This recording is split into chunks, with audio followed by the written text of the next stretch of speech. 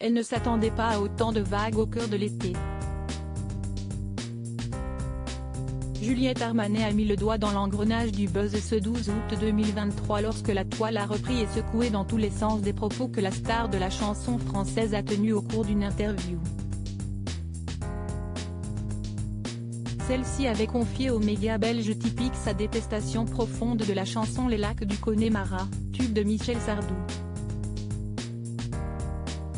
C'est le côté scout, sectaire, la musique est immonde, avait déclaré l'interprète de Dernier jour du disco avant d'ajouter. C'est de droite, rien ne va.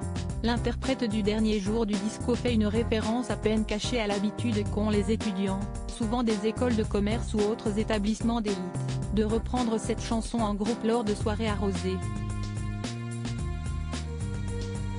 Sauf que son avis tranché n'est pas passé inaperçu.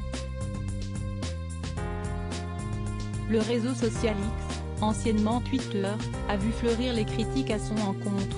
La carrière de Juliette Armanet a 5 ans, celle de Sardou en a 50. Je pense que Juliette Armanet n'a hélas aucune culture et n'a rien compris à cette chanson.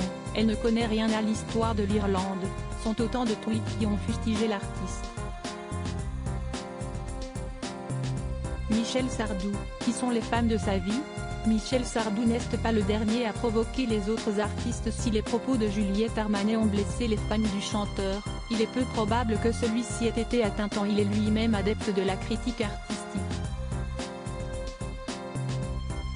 Les sorties très franches de Michel Sardou ont souvent blessé certains de ses amis, comme Johnny Hallyday, et il est même arrivé aussi que ces déclarations soient perçues comme des provocations par d'autres personnalités de la musique qui n'ont pas forcément un lien avec le chanteur.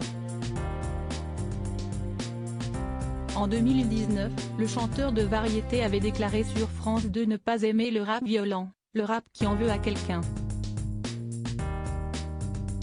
À la suite de cette séquence, le rappeur Booba avait posté sur Instagram une story dans laquelle il rappelait la violence de certaines paroles des titres de Michel Sardou, notamment celle qui défendait la peine de mort dans le morceau Je suis pour.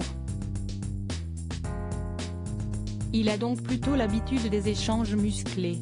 Crédit photo, Sandrine Tézia Panoramique.